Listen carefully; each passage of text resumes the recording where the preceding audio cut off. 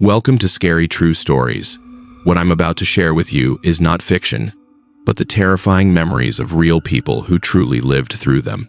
Don't forget to hit the like button, subscribe, and leave a comment telling me where you're listening from. Now, let's begin. There are memories from my childhood that have faded with time. Honestly, most of us are like that the first day of school, afternoons playing in the yard, or the laughter of some long-gone summer. All of it eventually blends together, smudged and blurry in the back of the mind. But there was one night that didn't fade. It refused to blur. It clung to me, relentless, like a shadow that never disappears. The strange thing is, the older I got, the clearer it became. Not in exact details, but in feeling. I still remember the ice-cold shiver running down my spine, the sound that didn't match anything natural, the flash of lightning tearing across the dark sky only to leave behind a suffocating silence. Every time I think about it, I realize one thing. That night wasn't like any other night in my life. On paper, it sounds simple, a kid left alone in a house while a storm raged outside. But if that were all it was, it wouldn't still haunt me. What kept me awake for years afterward wasn't the thunder, wasn't the rain, but the moment I realized that inside that pitch-black house, I was not alone. If I had to pull one lesson from that memory, it would be this. Always lock the doors at night. It sounds obvious, so simple you'd barely think about it. But for me, ever since that night, it stopped being a routine. It became a matter of survival. Even now, every time I turn the lock, I feel like I'm drawing a fragile line between light and darkness, between life and something else. Something I came face to face with when I was still a child. All it takes is one door left cracked open, one lock left unturned, and that something would have a way inside. You might think I'm exaggerating, but trust me, once you've felt eyes on you in your own bedroom, once every sound in the hallway cuts through the silence like a blade, you'll understand.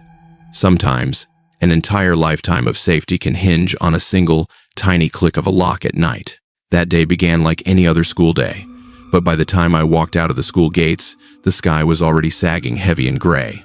Rain fell non-stop from morning till dusk, at first a drizzle, then pounding sheets, until by night it became a full-on downpour.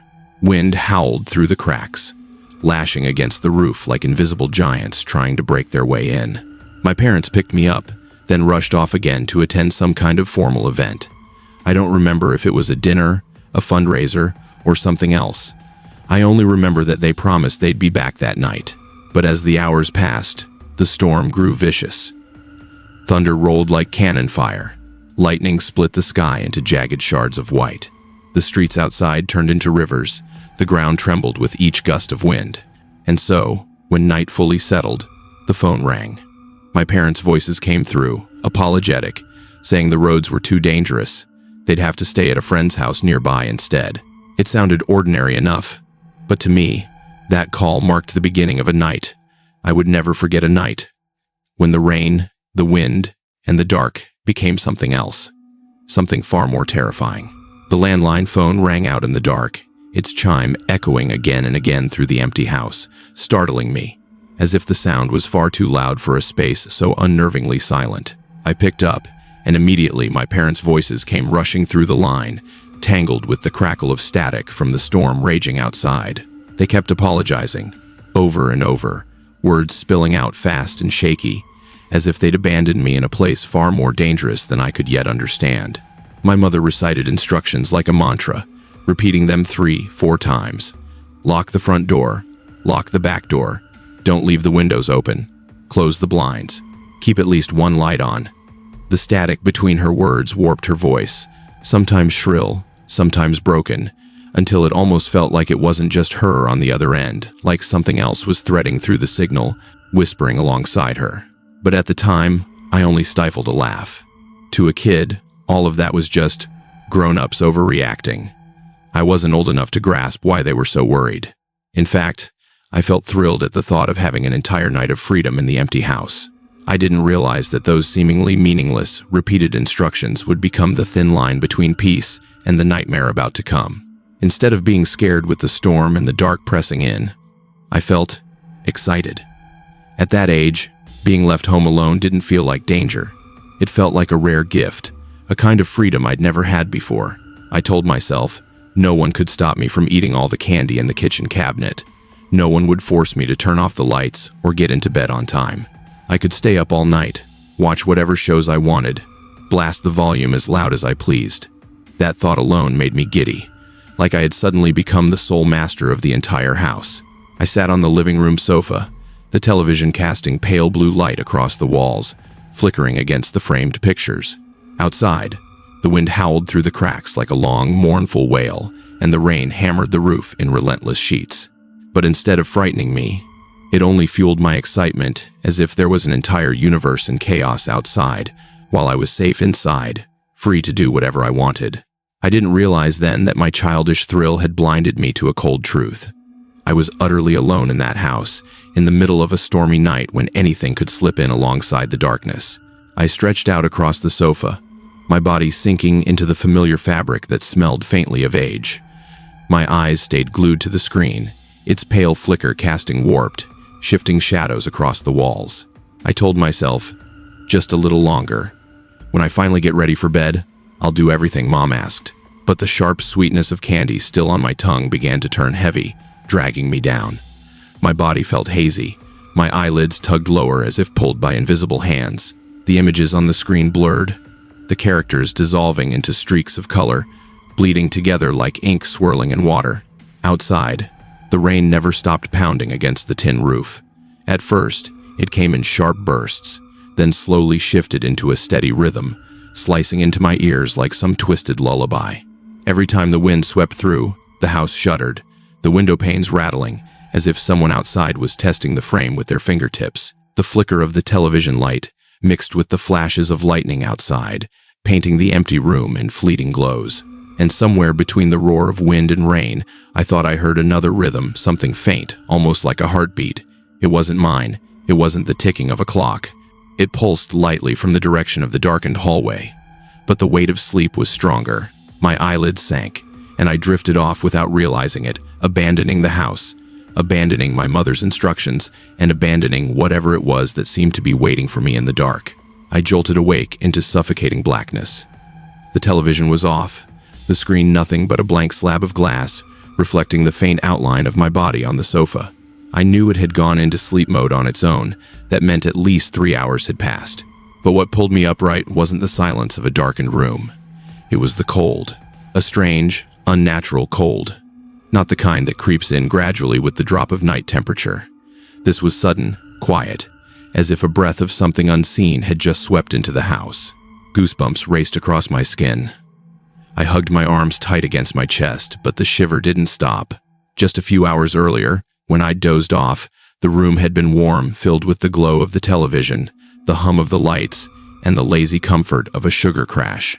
Now, the cold felt like something was drawing the warmth out of me, inch by inch. I glanced around the room. The curtains were pulled shut, the doors intact, not a single gap wide enough for the wind to slip through. I tried to steady myself with logic, telling myself the storm might have damaged the heater, that the system had failed and the temperature had plummeted. A reasonable explanation, a scientific one. And yet, in that silence, I felt it. The cold didn't just belong to the air. It belonged to something else, something invisible, hidden somewhere in the dark of that house. Remembering my mother's instructions over the phone, I forced myself up from the sofa. The darkness swallowed the room whole, leaving only the dim glow of a nightlight stretching long shadows across the walls. My steps were heavy, my heart thumping faster, while I whispered in my head that this was just routine, nothing more. I circled the house, the front door locked tight, the metal of the latch icy when my fingers touched it, the back door shut firmly, bolt in place. I tugged at every window, one by one, each one sealed, curtains drawn to cover every sliver of space. I flipped another light switch. Its glow spilled weakly across the wooden floor, but it didn't banish the feeling, the certainty, that something was still lingering, just beyond the corner of my vision. I pressed my palm against the window glass. It was ice cold, thin and fragile, like a sheet of frozen water. No cracks, no gaps, not a single draft could slip inside. And yet, the house was still cold, a strange, unnatural cold, seeping into my flesh as if someone was standing very close, exhaling a breath of frost against my skin. I tried to steady myself. The storm must have broken the heating system. A logical explanation. Machines fail, circuits short out, that's all. The thought gave me a small measure of comfort. But right then, as I stood alone in the living room, the yellow light above me flickered faintly. That creeping unease surged back, colder than before, sliding down my spine. I swallowed hard, forcing myself to move, but deep down, I admitted it. Something wasn't right in this house. As I set my foot on the wooden staircase, a long creak echoed down the hallway, blending with the howling wind outside. The dim bulb hanging over the stairwell flickered as if it were about to die, and every time the light weakened, I felt the darkness press closer, thicker, all around me. When I finally stepped into my bedroom, I came face to face with the storm's true power. A wide window stretched across nearly half the wall, framing chaos. Rain hammered down in waves, crashing against the thin glass like waterfalls. Each flash of lightning lit up the entire room. My shadow burned onto the wall for an instant, before the darkness swallowed it whole again. And then the thunder deafening, violent, like the sky itself had split open just above the roof. The entire window frame rattled. My bed and desk shivered, as if the whole house was being lifted and dropped back down. I wasn't afraid of storms. At that age, there was even something thrilling about nature's fury. But deep in my chest, my heart still stung with every beat, a more practical fear tightening its grip. If a tree outside was torn from the ground, would it crash straight through this room? Yet beneath the roar of wind and rain, I caught something else. A pause, a brief, hollow silence, as if the storm wasn't the only thing out there. I lay down, trying to let sleep take me again. But the longer I kept my eyes shut, the sharper my hearing grew. And then, through the pounding rhythm of rain and the long moans of wind, I heard another sound. A creak, soft, but unmistakable. At first, I thought I imagined it, but only seconds later, it came again, longer, heavier, as though a beam of wood was shifting slowly in the dark. My heart stumbled, then raced. The floor of my room was carpeted thick, every step swallowed by soft fabric. There was no way wood should be groaning here. And if it was just the trees outside swaying in the wind, then why did the sound echo so close, right beside me, from inside the room? I tried to rationalize it. Maybe the window frame was shaking, or the wooden furniture had contracted from the sudden drop in temperature. But the more I listened, the more I realized the sound didn't match any natural rhythm. It was wrong, distorted, like something moving with intent. A short silence fell over the room. Then, creak. The sound came again, heavier this time, slower, like the breathing of someone hiding right there in my room. A flash of lightning split the sky. In that instant of cold, white-blue light, the entire room was laid bare, every detail exposed. My shadow clung to the wall, quivering for a heartbeat, and that was when my own heart seemed to stop. The closet door, the one I had shut before going downstairs, was now ajar. Just a narrow crack, but enough to carve out a strip of darkness, black and bottomless, like the mouth of a pit swallowing every trace of light around it. I froze, unable to blink. Another flash detonated outside the window, illuminating the truth even clearer. Yes, it was open, without a doubt. The doorknob quivered slightly, catching the stutter of light, and I knew one thing for certain. I hadn't touched it. So who, or what had? The room fell dead silent, leaving only the hammering of my pulse and the pounding rain against the window. Yet that crack of darkness, the hollow gap inside the closet, felt alive, breathing, watching me. Something was in my room, hiding in the dark, where I couldn't name it. I didn't scream, didn't dare make a sound. Instead, I quietly lifted myself from the bed, every joint in my body popping faintly, as if trying to betray me in the silence. The distance from the bed to the door was only a few steps, but in that moment, it stretched into an endless hallway. The carpet muffled everything, yet each step I took still thundered in my head, louder than the storm battering the window. I held my breath, my heart rising to my throat. With every second that passed, I swore the dark slit of the closet was widening, unseen fingers reaching out toward my back. Lightning carved the room open again and again, scattering warped shadows across the walls, shapes that seemed to move just beyond reach. I didn't dare look back, didn't dare confirm if something was following me. I could only gather what little courage I had and lunge for the door. The moment my hand closed on the freezing metal knob, a violent shiver ripped down my spine. And then slam! I yanked the door wide, slipped into the hallway, and bolted down the stairs, as if one hesitation, one breath too slow, would mean I'd never escape. I stumbled into the dining room, nearly collapsing as my feet hit the icy floor. In an instant, I darted my eyes around, then dove under the dining table, curling myself up like a small animal desperate for shelter. The space beneath was cramped, pitch dark, the smell of aged wood mingling with the stale dust clinging to the tablecloth above me. My chest pressed flat against the floor, my heartbeat so violent I swore it would give me away. My whole body trembled, every fingertip numb with tension. Tears spilled down my cheeks, streaming hot against my skin. For the first time in my life, I truly understood what it meant to be completely powerless. Not because of the darkness, not because of the storm outside, but because of the chilling realization stabbing through my head. There was a stranger inside my house, and the truth was even worse. My parents were far too distant. No one could possibly reach me in time. I was alone. The big house, once a place of comfort, had turned into a sealed box, where any sound at all could be the sign of death drawing closer. And then it came. At first, just a faint creak, like old wood groaning under a hidden weight. But soon after, the entire house reverberated with a rhythm. Thud, thud, thud. Footsteps. From the staircase, the sound descended, heavy, uneven. Not the steady cadence of someone walking, but the erratic clamor of a body stumbling. Unbalanced, almost bouncing down the steps in chaotic bursts. Each strike lingered, dragging through the dark air, blending with the storm outside, but sharp enough to cut through everything else. They were getting closer. Slow, but certain. I bit down hard on my lip, my body rigid, my heart battering my chest like it wanted to escape. Each step pressed closer and closer, straight toward the dining room, straight toward the table where I was hiding. I held my breath. My lungs locked up, my throat burned raw. I knew one small sound, one breath too loud, one stifled sob, or even a single heartbeat that thumped too violently, and that presence would know exactly where I was. In that moment, a horrifying truth sank in. I wasn't listening to the footsteps of someone. I was listening to the footsteps of something coming for me. I pressed my face against the icy floor, my eyes wide, staring through the narrow gap of the tablecloth, and then I saw them. Not a face, not a body, just bare feet. The skin was blotched with a sickly yellow hue, soaked as if they had just crawled out of a swamp. Mud clung to them in dark clumps, streaked with grime.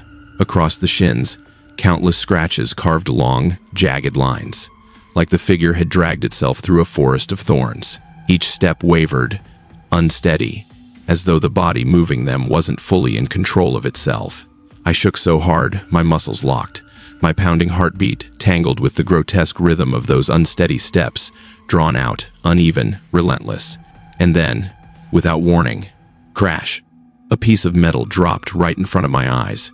The wrench spun a few times across the tile floor, its cold steel flashing in the lightning outside the window. The shrill clang of metal striking the floor rang through the house, so sharp it felt like the blood in my body turned solid.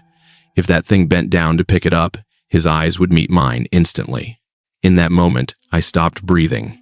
There was only silence, dead, suffocating silence hanging in the air, as if the entire world was waiting to see. Would he pick it up, or would he keep walking? He just stood there. He didn't bend down. He didn't move forward. He remained completely still, as if time itself had frozen on the cold tile floor. From under the table, all I could see were those bare, sickly yellow feet locked in place. No movement, no sound. That moment stretched into what felt like a lifetime. I felt trapped in a deadly stalemate. One tremor, one sob, one heartbeat too loud, and it would all be over. Sweat poured down my face, stinging my eyes, but I didn't dare blink. Then, slowly, those feet shifted, not turning back, not bending down, just dragging forward, step by step, away from the table. The unsteady footsteps echoed across the room, clumsy and uneven, roaming the lower floor like a predator still hunting for prey. I lay there, straining to listen. The footsteps wandered through the hallway, the living room, the kitchen, sometimes growing faint, then suddenly closer again, never letting me guess exactly where he was. My heart jammed against my throat, ready to explode. And then slam. The front door burst open. A gust of damp wind rushed inside, carrying the smell of wet earth and rain. A moment later, bang! The door slammed shut again, rattling the entire house. The room fell silent. He was gone. But I stayed under the table, frozen stiff. A single thought whispered through my head, colder than the storm outside.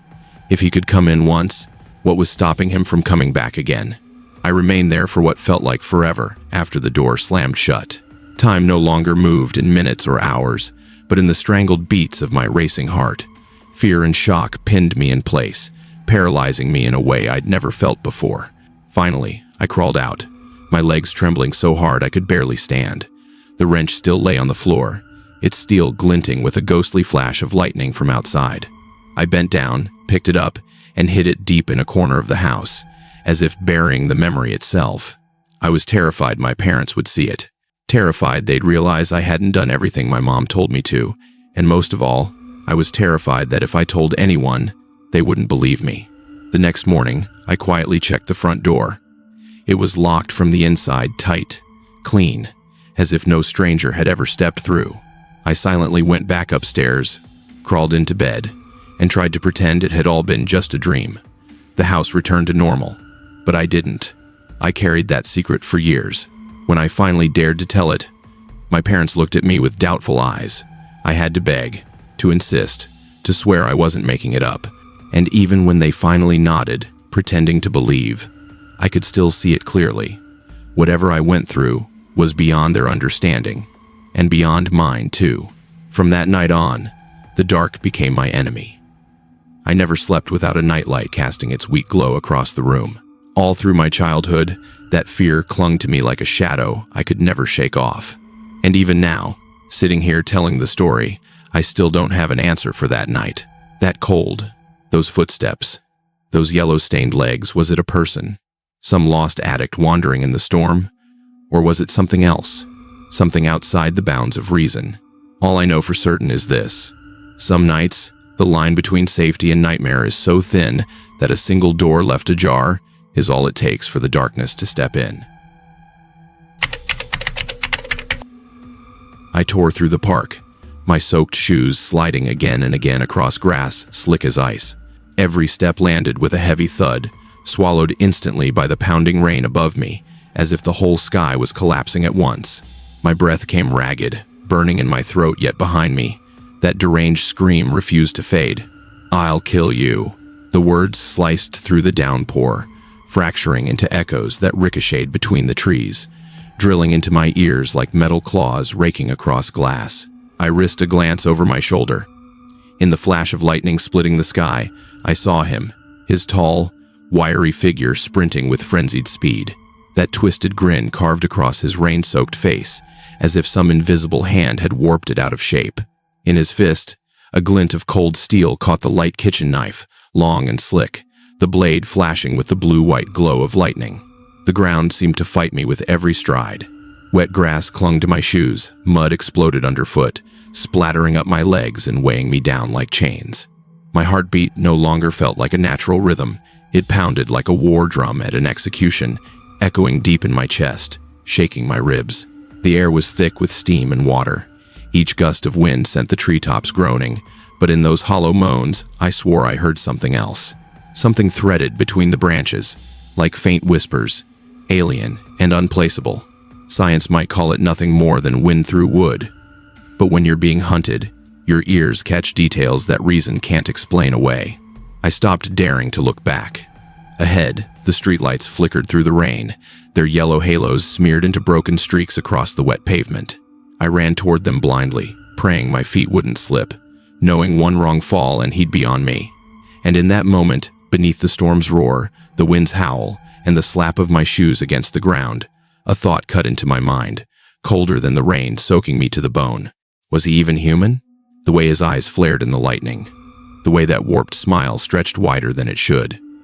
I wasn't sure if I was running from a man or from something else wearing the shape of one. I'm an only child. Our house was big, too big for just 3 people. Spacious, yes, but the kind of spacious that breeds silence, the kind that doesn't comfort, but reminds you of everything missing. Every hallway stretched long and hollow, swallowing the sound of my footsteps before they could fully echo. Rooms we never used sat waiting behind closed doors, their stillness heavy, their emptiness thick. The pale white walls seemed to throw back the glow of the dim lights in strange ways. At times, it felt less like reflection and more like eyes. Watching, always watching. My parents used to joke that they never really meant to stop at just one child. We just never got around to having another, they would say, half serious, half teasing. I'd laugh along, but some nights, walking past the empty rooms of our house, I imagined the silhouette of someone sitting in there, perfectly still, watching in silence. At the time, I was 15. That in-between age, not a kid anymore, but not truly an adult either. I wanted to prove I was strong, wanted to believe I could master my fears. But in a house too large, with too many dark corners and long stretches of silence, sometimes all it took was one small sound to remind me. 15 is still fragile. I was never a healthy child. My body felt like an old, unreliable machine, breaking down from the smallest jolt. Panic attacks struck without warning, sometimes knocking me flat on the floor before I even realized what was happening. There were moments when I'd simply be sitting still, and suddenly the world would dim, my vision narrowing, my breath stuttering like the air had been sucked from the room. And sleep, the simplest act for most people, was a constant battle for me. I needed total silence. No fan, no footsteps, not even the faint tick-tock of a wall clock. If I heard it, my eyes would snap open, my heartbeat would race, like someone had whispered my name in the darkness. People often say the sound of rain is comforting, a natural lullaby. For me, it was the opposite. Rain was like a warped instrument, every drop hammering the roof as if metal striking my skull, reverberating endlessly. When the heavy downpour slammed against the windows, it didn't soothe me, it made me tense, as though 100 fingers were tapping at the glass, begging to come inside. Maybe it was because of my frailty that my senses were always so sharp, too sharp. And on that stormy night, it was precisely that sensitivity that made me hear sounds that didn't belong to the storm.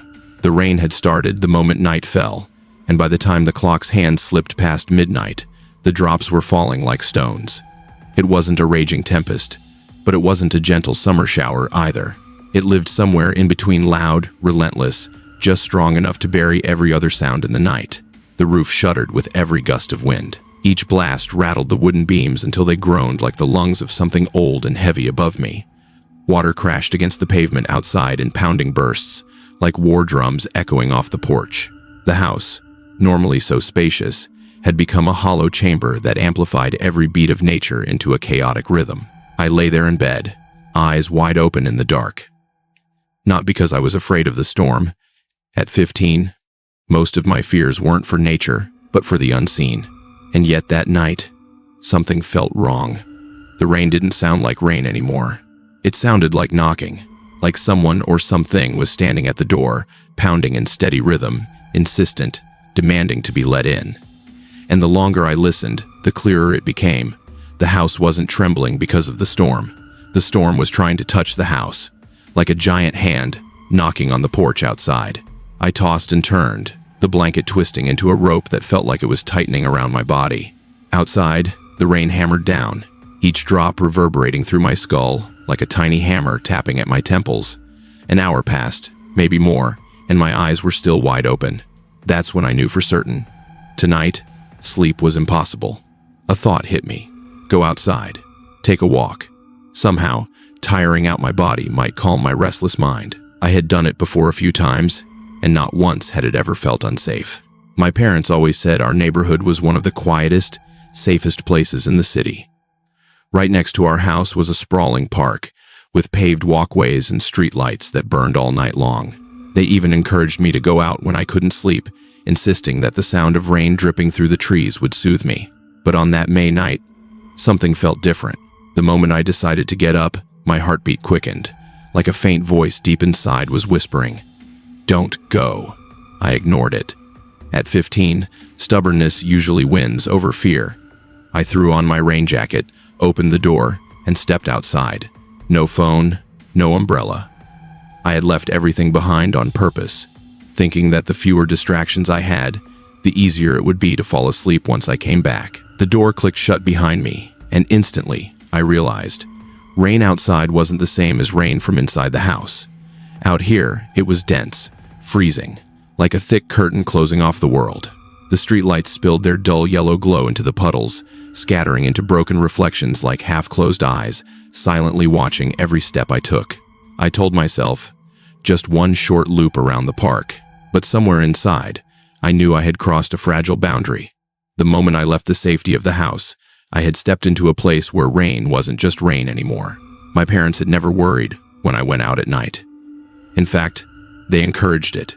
They believed our neighborhood was as peaceful as a family could hope, for broad streets lined with orderly trees, houses stacked close together but never noisy. And right beside it all was the park, like a vast green lung opening at the edge of our doorstep. The walkways stretched smooth and endless, ribbons of pavement glistening under the rain.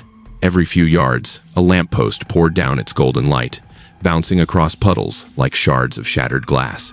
To my parents, that was proof of absolute safety. Light always present, order always maintained. They used to tell me, if I ever had trouble sleeping, I should go for a walk in the park. The rain on the leaves will lull you to sleep, my mom would say, her voice steady, almost like it was a scientific fact. And me, at 15, I believed her. I believed that nothing out there could hurt me. Wet roads, whispering trees, the steady glow of street lamps rooted deep in the concrete. It all felt like an invisible wall of protection. But later, I would come to understand a chilling truth. Safety is sometimes nothing more than a thin coat of paint, so fragile that a single crack is enough for the darkness to slip through. I pulled on my thin rain jacket, zipping it all the way up to my chin. The rustle of nylon echoed in the pitch-black house, so sharp and loud that I was afraid it might awaken the night itself outside. As I stepped down the staircase, my bare feet pressed against the cold tile floor, each step sending a hollow echo down the silent hallway. The front door opened with a dry click. Immediately, the damp air of the storm rushed in, wet and icy, lashing across my face like a warning. I hadn't brought an umbrella on purpose. I wanted to feel the rain completely, to let it wash away the restless energy clawing inside my chest. In my hands, nothing. No phone, no glowing blue screen to trap me in artificial light. I wanted to cut away from all of that, just me and the rain. But in doing so, I had unknowingly severed the only connection I had to the outside world. The first step beyond the porch, I heard the rain, striking my jacket, each drop thudding against the fabric like 1,000 tiny fingers tapping directly on my skin. The road stretched ahead, the streetlights spilling their pale yellow glow onto puddles scattered like shards of broken glass. The whole world seemed to tremble beneath the downpour, blurred, as if an unseen hand had smeared water across a painting. I pulled the jacket tighter around me and drew in a deep breath. The air was heavy with the smell of wet earth, mixed with that metallic tang of rain slamming against tin roofs. And in that moment, I had no idea that by stepping over that threshold, I had already abandoned the last fragile barrier of safety I had left. Outside, the world was swallowed in a thick gray curtain of water.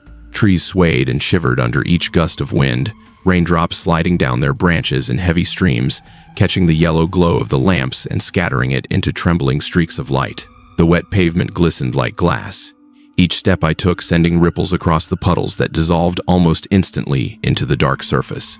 The sound of the rain had become a rhythm, steady and relentless like millions of tiny drums beating on the rooftops, on the streets, on the very fabric of the jacket I wore. No hum of the television, no drone of a fan, only rain, only wind, only the sound of my own breathing. For a brief moment, my head felt lighter, as if the pressure in my chest was finally dissolving into the icy water dripping down my skin.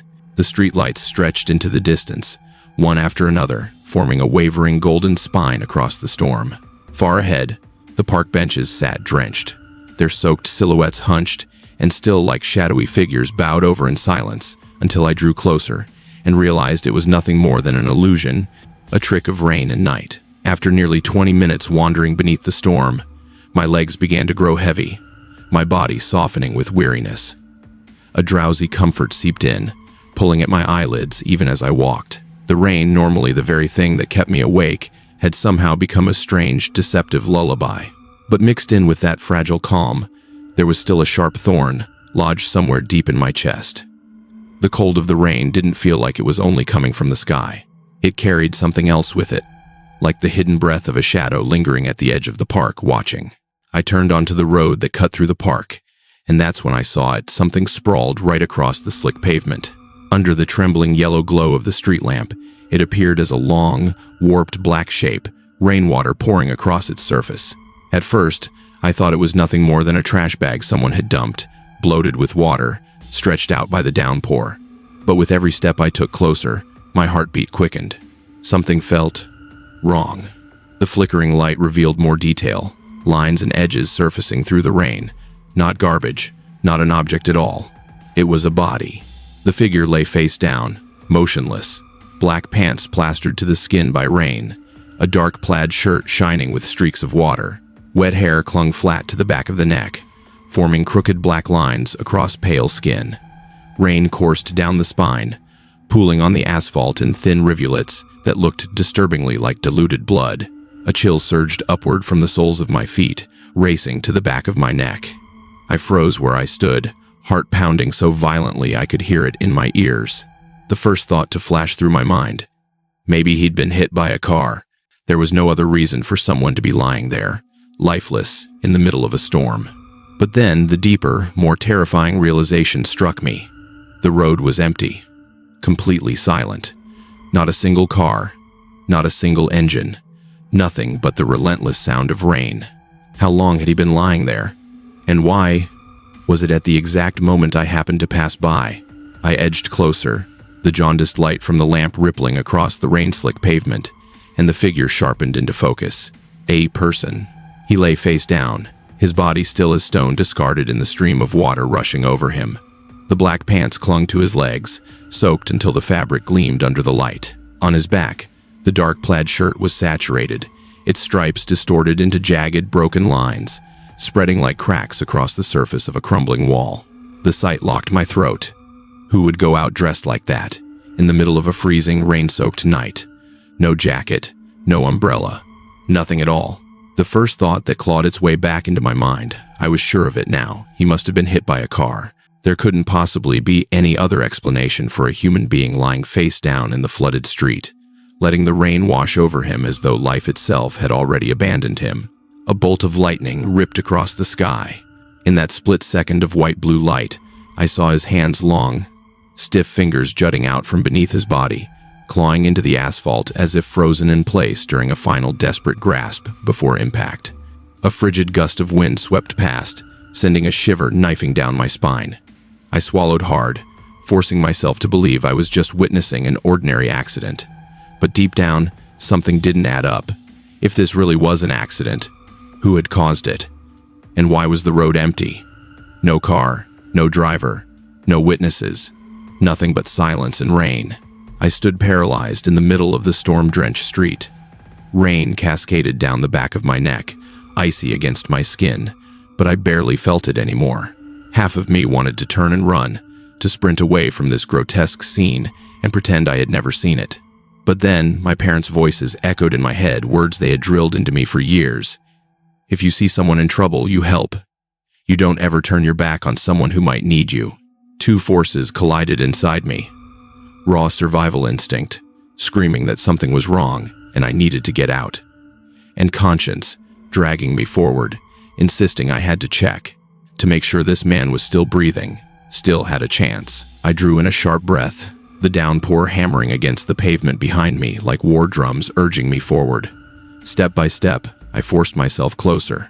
Each footfall landed in the pooling water with a heavy splash, echoing unnaturally across the deserted street. The street lamp above flickered weakly, its jaundiced glow stuttering as it spilled across the motionless body. His shadow stretched out long and warped across the pavement, like a black stain swallowing the light whole. I swallowed again, my throat dry and raw as if packed with ice. The thought kept gnawing at me. If he isn't a victim, then what is he? And then, as I drew nearer, something strange began to happen. The rain kept falling, hard and relentless, drops slapping against my face, but the familiar wet chill of water suddenly shifted into something else. Cold. A different kind of cold. Not the natural chill of weather, but an abrupt, piercing frost that sank into my bones as though my body had been plunged into a basin of ice. I froze mid-step. Just minutes earlier, the rain had felt almost warm, comforting even enough to make me drowsy. Now, every drop struck my skin like a needle, sharp and invasive, making me shiver uncontrollably. Goosebumps erupted across my arms. Every hair on my body stood on end. My breath poured out in faint white clouds, visible as if the temperature had plummeted dozens of degrees in the blink of an eye. I raised a trembling hand, reaching out half to steady myself, half to test if what I was feeling was real. But there was no strong wind, no sudden gust tearing through. The air itself had grown heavy, oppressive, so dense it felt like I was inhaling something toxic. The yellow street lamp above flickered once, its weak glow suddenly blurred, as though a thin film of fog had settled over it. The space around me drowned in a strange distortion, hazy, warped, as if the street had been twisted into somewhere else entirely. My heartbeat thundered, each pulse slamming back into my ears. I tried to reassure myself, maybe it was just my nerves, maybe panic was making me see things, but deep down, I knew something was wrong. This cold wasn't natural. It was radiating from the man lying there. And then, out of nowhere, a sound rose up from behind me, echoing out of the park's pitch-black depths. It wasn't like any animal I had ever heard. Not a dog's howl, not an owl's hoot, not a cat screaming into the night. It stretched long, warped, fractured like a broken speaker. A howl, but twisted, off-key, carrying two tones at once, too high, too low, layered over each other in a way that made my skin crawl. I froze in place. My heart hammered so violently it seemed louder than the sheets of rain slamming all around me. The sound dragged on, then snapped off mid-note, leaving behind a silence so thick it felt like it vacuumed the air straight out of my lungs. The entire park fell unnaturally still. No rustling of leaves, no rain smacking against branches, nothing but me, and a silence heavy enough to crush. I spun around, eyes wide. Under the jaundiced glow of the street lamp, the treetops only swayed lightly, rain still pouring in shimmering sheets. But there wasn't a figure in sight. No one. Nothing. I swallowed hard, throat dry as dust. My body was wound tight like a drawn bowstring, bracing for another sound that never came. Everything remained quiet, as if that howl had never existed at all. Inside my head, I scrambled for logic. Maybe it was a distant engine echoing off the wet streets, or metal clanging somewhere, carried by the wind. But no matter how I twisted it, every explanation felt forced. That howl didn't match anything natural. It sounded like it came from something that didn't belong here. Still trembling from that alien sound, I suddenly noticed the thing that had terrified me at first. The man lying motionless in the road was no longer in the same place. My heart skipped a beat. I blinked hard, praying it was just a trick of shadow and rain. But it wasn't. He was sitting up. In the washed-out yellow of the streetlight, rain cutting diagonally across his shape, I could barely make out his form. But his eyes, those were unmistakable. Black, hollow, and staring straight at me. Not a single other movement. No voice. Only those eyes, fixed, piercing through the curtain of rain, freezing my entire body in place. My breath lodged in my throat. My skin prickled from head to toe. In that moment, it felt like I wasn't standing in a park anymore, but being pulled into some invisible void, just him and me, trapped in a terrifying silence. A flash of lightning ripped across the sky, its white-blue glare illuminating his face for an instant, and in that split second, I knew. He wasn't lying there because of an accident. He had been lying there, waiting. My head spun, like invisible hands were squeezing tight around my temples. My vision narrowed into a long, endless tunnel, where only his face stood out in the rain. The downpour, once deafening, now sounded muffled and heavy, pressing down on the air like a suffocating blanket. My heart skipped once, then thundered like war drums, every beat threatening to crack open my chest. My legs felt rooted into the slick ground, refusing to obey. In that instant, I understood. I wasn't facing just a stranger in the night.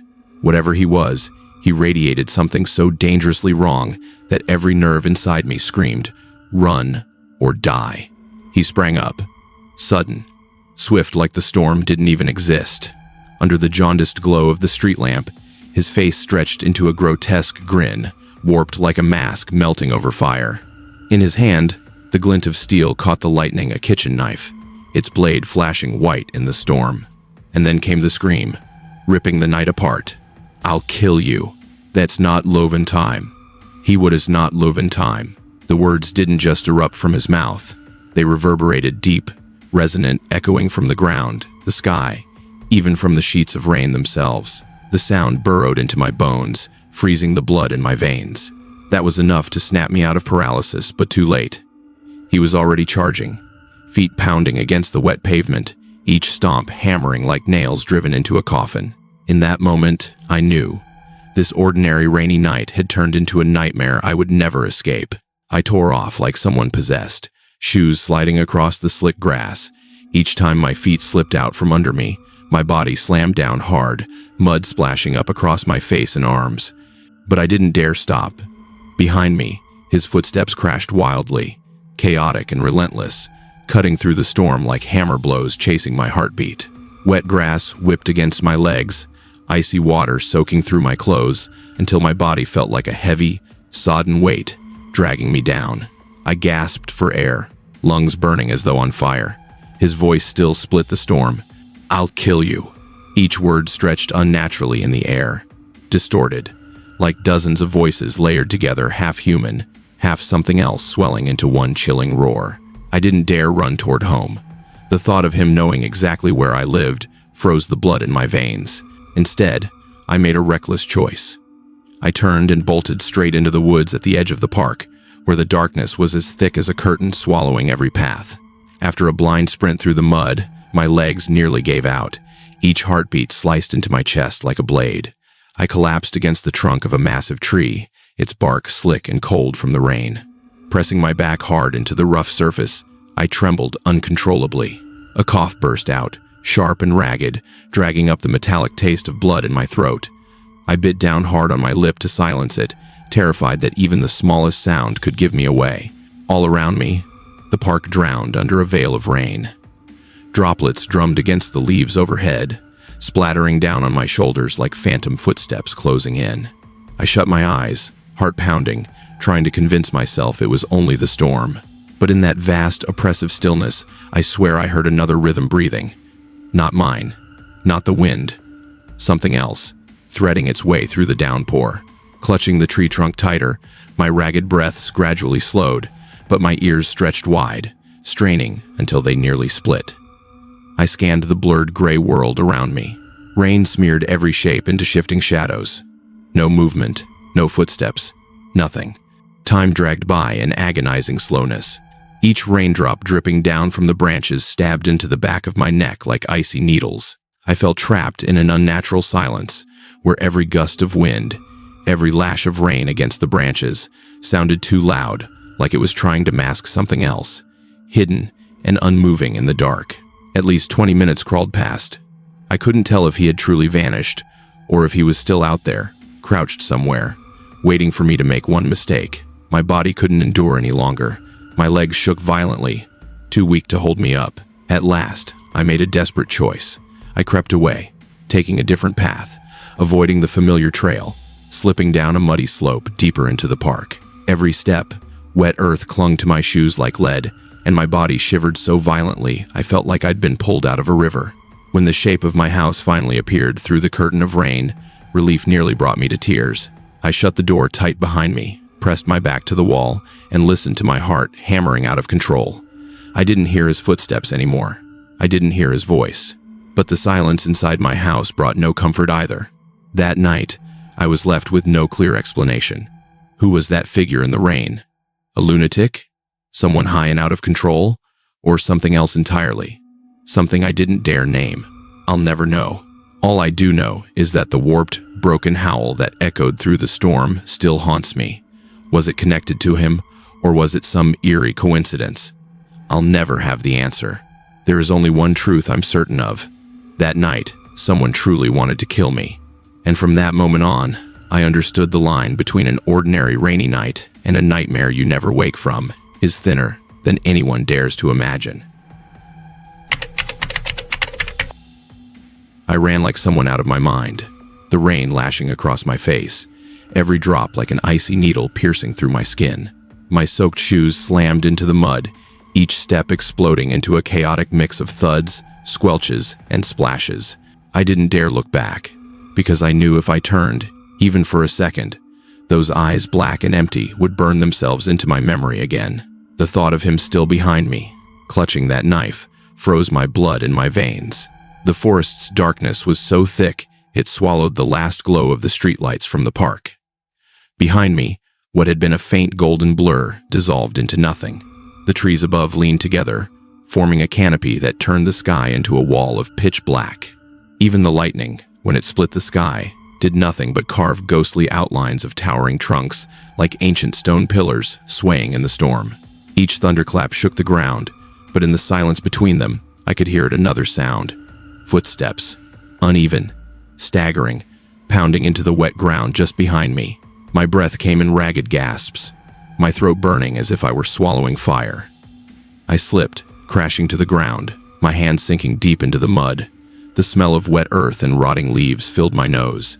Forcing myself back up, trembling from head to toe, I stumbled forward again. Wet grass lashed at my legs, leaving burning scratches across my skin, but the pain meant nothing compared to the terror chasing me. Then, a flash of lightning ripped across the sky, and I swear in that split second of white light, I saw it. Between the trees, a figure darted past. Not an animal, not the wind, a shape tall, thin, distorted, pursuing me. Then the light vanished, and the rain swallowed everything whole. One truth hit me hard. If I stopped, if I collapsed, it would be over. I would never get back up. So I kept running, even though my legs felt like iron, even though my heart threatened to burst, even though my lungs screamed for relief. That night, in the storm, in the suffocating darkness of the park forest, I couldn't be sure anymore if I was running from a man or from something else wearing the shape of one. I remember that moment clearly, right before I had to abandon my camp and flee into the rain. The drizzle still fell, my tent soaked and clinging, and I lay there, straining to catch every sound. Then, cutting through the quiet of nature, came another noise. Footsteps. Not the light tread of an animal on leaves, but human steps, heavy, deliberate, careful, as if someone was trying to mask their presence. My heart pounded so hard it made my temples ache. Blood surged in my head. I reached for the gun I always kept by my side, my hand shaking so badly I could barely keep hold of it. Slowly, I unzipped the tent, each tooth of the zipper scraping open with a hiss that felt loud enough to shatter the silence. I pulled the flap just wide enough, lifted my flashlight, and cut through the curtain of rain with a beam of white light. And then I saw him. Just beyond the tent, behind the trunk of a tree, he was standing there. A gaunt silhouette, drenched through, his dark clothes plastered to his body like a second skin. In his hand, a small axe glimmered, the blade catching the light of my flashlight and flaring into a streak of cold steel. But it wasn't the axe that stole the breath from my lungs. It was his eyes. Those eyes, empty. Not angry, not joyful, not carrying any trace of emotion. Just a hollow darkness, as if behind them there was nothing left at all, only a void. When the flashlight beam hit him straight on, he didn't squint, didn't even flinch. He just stood there, motionless, staring straight through me. In that moment, every rational explanation dissolved. This wasn't one of the two country guys fishing I'd seen earlier in the day anymore. This was a man standing outside my tent, deep in the woods, holding an axe, and I knew he wasn't there to say hello. I forced my voice, rough and trembling, out of my dry throat. Leave, now, or else. The threat cracked as it left my lips. My finger locked on the trigger, the flashlight still fixed on him. But he didn't move. His vacant eyes stayed on me. Rain poured down. Wind whistled through the treetops. But in the space between us, everything felt frozen still. That night, I crawled back into my tent, convincing myself I had set camp far enough away, hidden enough, to be left alone. Rain tapped lightly on the nylon overhead. Each drop a hollow beat, a rhythm like fingers drumming in the dark. I curled tight inside my sleeping bag, the gun resting inches away, my fingers brushing the grip just to feel some sense of control. But then, beneath the sound of the rain, I heard something else. At first, it was just a faint rustle, like someone stepping on dry leaves. I strained my ears, thinking it might be a deer, maybe a small bear scavenging nearby. but the sound repeated, circling, shifting, sometimes close, sometimes far. And slowly I realized, no natural rhythm of wildlife sounded like that. It was footsteps. Slow, careful, intentional. My skin prickled, every vein in my body stretching tight, as if they might burst. I held my breath, every instinct screaming that someone was walking around my tent, measuring each step. The crunch of leaves beneath his weight, the sharp snap of a twig breaking it all rang out like alarms in the night. I tried to tell myself it was just one person, but the sound kept circling, now to the left, now behind me, like a predator pacing around the camp. No mistake. This wasn't an animal. It was a person. The suffocating sense of being stalked crushed down on me. In my head, the worst scenarios flashed. The axe slamming through the thin nylon wall, the zipper tearing open in an instant, a shadow lunging in while I was still tangled inside the sleeping bag.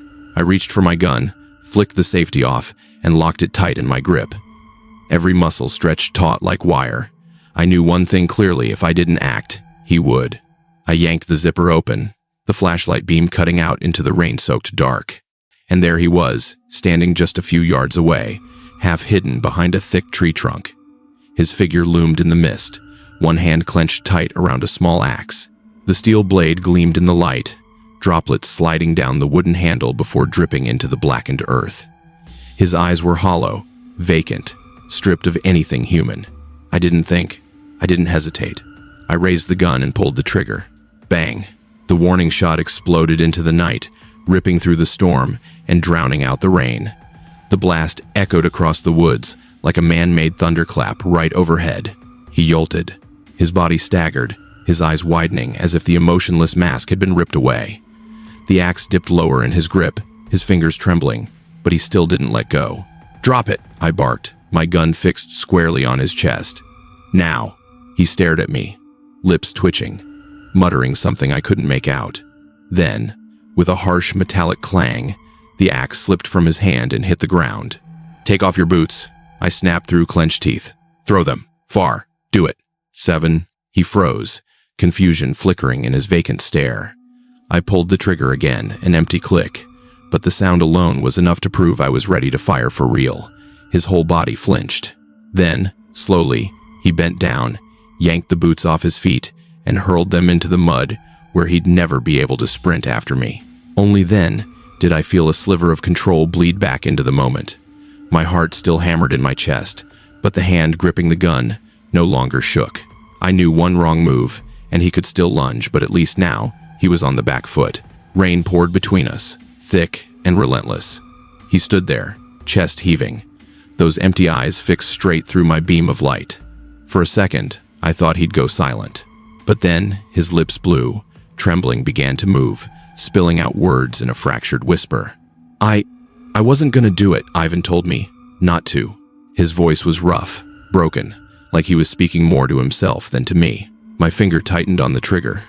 "What did you say?" I snapped. He didn't answer me. His gaze drifted upward, unfocused, as if he was talking to someone else entirely, someone I couldn't see. "Ivan," he rasped, the word cracking in his throat. He stopped me. He said, "Don't, but I have to. I have to deal with him." My blood froze. My throat clenched dry. Those words carved themselves into my mind like a blade, repeating again and again. Have to deal with Ivan. Into. The name Ivan cut through me like ice cold. Sharp. A secret I was never meant to hear. The night around me thickened, pressing in, swallowing every trace of air. In that moment, I realized my fear was no longer about the axe, or even his hollow eyes. The true terror came from what I didn't know about Ivan, about this talk of dealing with him, about the twisted logic driving him that I could never understand. I shuddered. Cold sweat mixed with the rain, streaming down my neck. I didn't want to hear another word, yet I couldn't erase the sound of his voice. Each syllable etched itself into me, branded deep, a scar I knew I'd carry forever. I raised the flashlight, its beam glaring into his face, my gun still leveled, finger trembling against the trigger. My voice cracked, but came out steady enough. "Go. The other way. Now." He froze for several seconds, his vacant stare flickering, then slowly turned his back. I noticed his boots, heavy with mud, sinking into the earth. "Take them off. Throw them," I barked. He obeyed, bending down, tugging off the soaked boots, and flinging them aside. They landed with a dull thud, muffled by the storm. Only when he started to move, stumbling, barefoot, dragging his feet through the muck, did I finally let out a breath. But even that exhale caught in my throat. I knew too well. All it would take was one slip, one lapse, and he could come back. I spun toward the tent, hands shaking uncontrollably as I stuffed gear into my pack. Essentials only: the gun, the flashlight, a little dried food. The tent, I abandoned it. The folding chair, the lantern, the cook set gone. None of it mattered anymore. Time had run out. The rain hammered down in sheets, soaking my back as I slung the pack over my shoulder. The forest floor had turned slick as grease. Yet I ran, sliding with every step, the beam of my flashlight cutting through the trees. Shadows stretched and lunged across the ground, twisting into dark arms that seemed to reach out to block my path. My heart pounded out of rhythm, chest so tight it felt like it might rip apart. I didn't know if he had turned back, if he was already tracking me. Every step I made, the thought alone drove me faster through the forest, through the rain like a madman running from something I couldn't let catch me. Every branch that snapped, every leaf that scraped against my raincoat, made me flinch, convinced he was right there again. Those lifeless eyes, and that axe in hand. That night, I wasn't a camper anymore. I was prey. Just a desperate soul clawing for escape in a forest where the darkness and rain closed in like jaws, ready to devour me whole. I burst out of the tree line, lungs burning, breath tearing out of me like my chest might split open. Rain whipped across my face, icy and blinding, but I didn't stop. And then through the dense curtain of water, the parking lot came into view. The two pickup trucks were still there, silent in the darkness, one white, one gray. Rain streamed down their hoods, glinting under the distant streetlight, making them look like predators crouched and waiting. I froze for half a second, my heart lurching. A single question flashed through my mind. Were they still inside? Were both of them waiting for me? In that moment, it felt like every shadow around the lot had eyes, watching every ragged breath I took. I didn't let myself think. I hurled my pack into the bed of my truck, my wet hands shaking as I twisted the key. The door unlocked with a sharp clack that echoed through the storm like a gunshot. I slid into the driver's seat, my heartbeat hammering, fingers trembling so badly I nearly dropped the key while jamming it into the ignition. The engine roared to life, drowning out the rain. I slammed the gear shift, stomped the gas. Tires spun, flinging mud in a violent spray as the truck lurched forward, fishtailing down the winding dirt road. In the rearview mirror, the two pickups stayed where they were, blurred shapes in the downpour like pairs of cold, watching eyes, staring until the rain swallowed them from sight. My whole body was shaking, but my foot never left the gas. I knew one thing for certain. If I had hesitated even for a single heartbeat, I might not be here now to tell this story. The twisting dirt road finally spat me out onto asphalt. The moment my phone picked up a signal, the screen flickered to life with glowing bars. I grabbed it with trembling hands, rainwater making my fingers slip across the glass. It took several failed tries before I managed to punch in the emergency number. The ringing tone drummed against my chest, each beat tightening around my lungs. Then, a calm female voice answered, 911. What's your emergency? The words tore out of me, half shouted, half broken by the shaking in my throat. There's a guy. He was following me out in the woods. He had an axe. I got him to back off, sent him the other way. But he's still out there, and there's someone else, Ivan. I don't know if he's even alive. And with condoubt another. The sentences came out jagged, tangled with my gasping breaths, the sound of the wipers thrashing against the flood of rain on the windshield. My voice cracked, trembled on the edge of tears. But I didn't care. I just needed someone, anyone, to know this had happened. The dispatcher stayed calm, her tone steady, but her questions came sharp and fast. Your exact location? Can you describe the man? Are you injured? I clutched the wheel, trying to answer between sobs, my eyes locked on the slick blacktop in front of me. My heart was pounding so violently that I had to shout my responses, just to be heard over the sound of my own panic. When the call finally ended, my hand was still trembling so badly I couldn't even put the phone down. A chill ran straight down my spine. Now the police knew. But out there, he was still somewhere in the dark, and the name he whispered, Ivan, echoed in my head like a curse with no end. Months have passed since that storm-soaked night, but I still remember every second the smell of wet earth in the woods, the dull weight of an axe striking against a tree, the hollow emptiness in his eyes. Yet, what haunts me most isn't the moment I aimed my gun, or the sound of footsteps chasing me through the rain. It's his words. Ivan tried to stop me, but I had to deal with Ivan. Even now, the memory raises goosebumps across my skin. Who was Ivan? A real friend of his? Or just a name his broken mind invented in the middle of his madness? And if Ivan was real, if he was flesh and blood out there somewhere, was he still alive? Or had he already become part of that forest on that same night? I never tried to find out.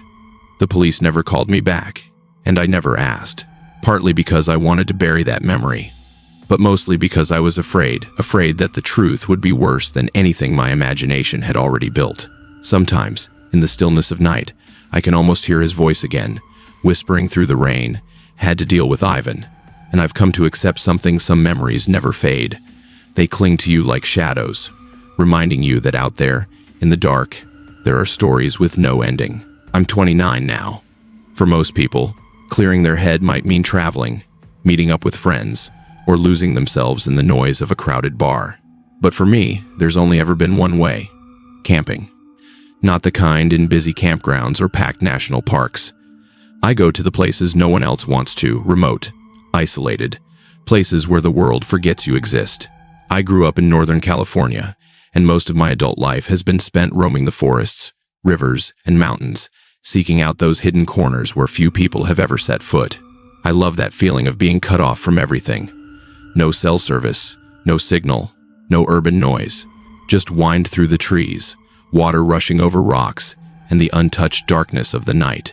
But out there, alone in the wilderness, that silence has another side. The quieter it gets, the easier it is to hear sounds that don't belong.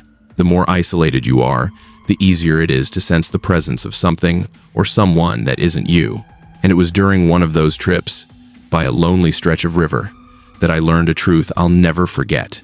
Sometimes, the most dangerous thing out in the wild isn't the animals, it's people. I grew up in Northern California, where forests and rivers stretch out endlessly.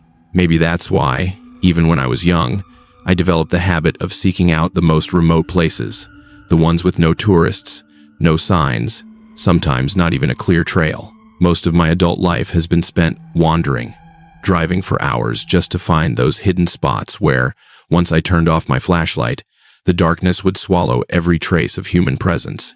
Out there, you can hear every twig snap, every drop of water trickling off the rocks, and a silence so thick it makes your own heartbeat sound louder.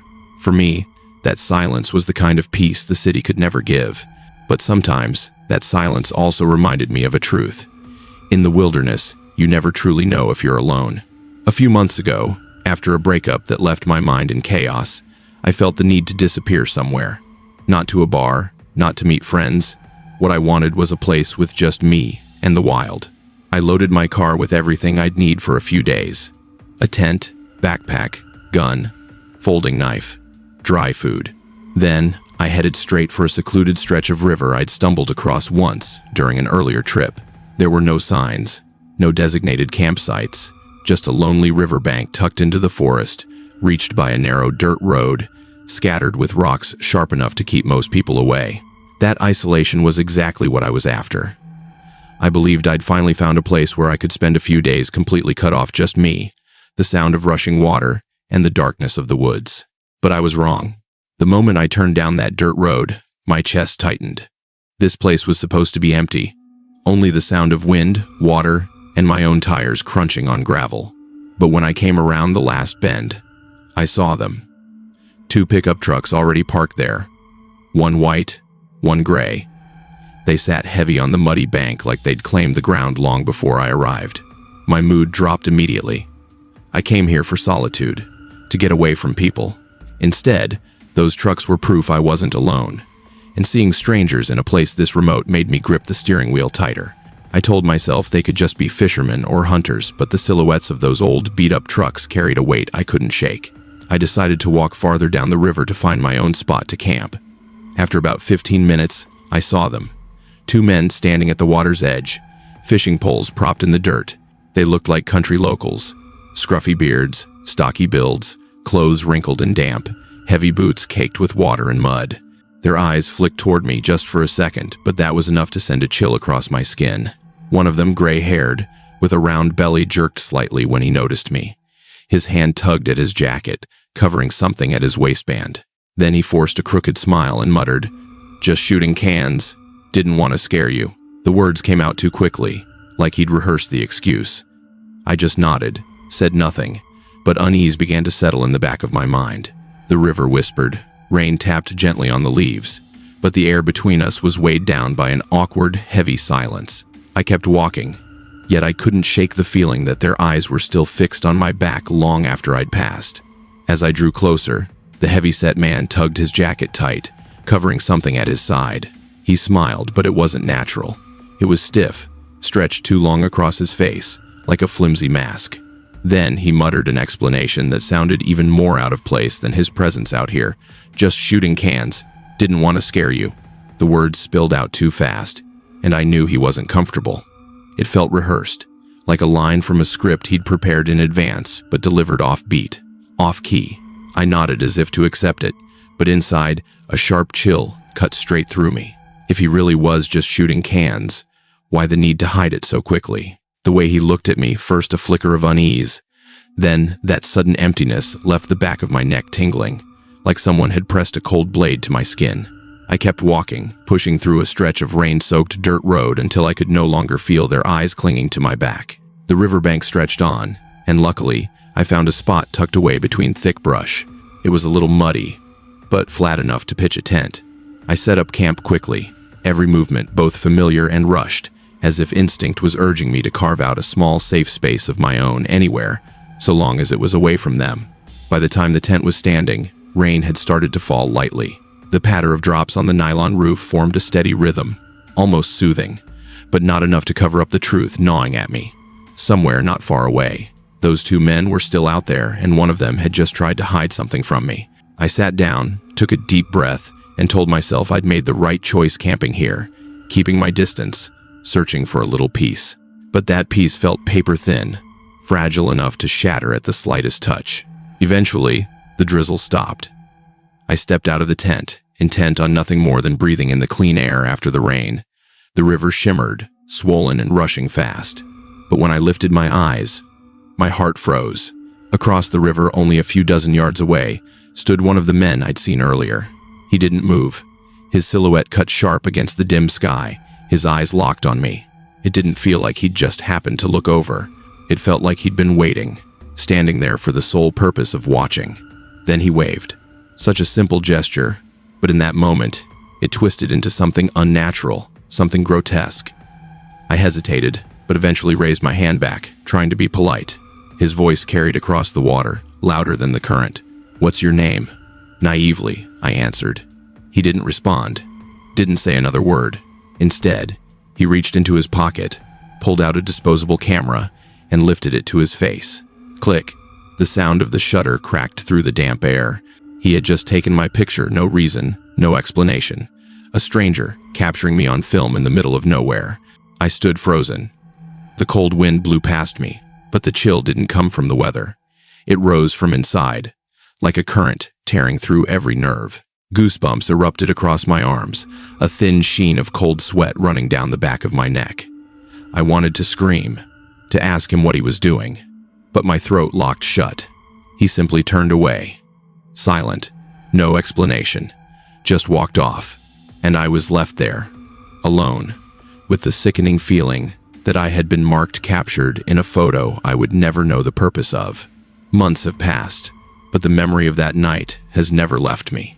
Every time I recall the hollow stare from behind the tree, the sound of cautious footsteps circling my tent, or the sharp click of that disposable camera, a shiver runs straight through me. I know one thing for certain. I was just lucky. If I hadn't brought my gun that night, I might not be here now to tell this story. For me, that survival lesson carved itself deep, like a mark etched into stone. In the wilderness, preparation is the thin line between making it out alive or disappearing forever.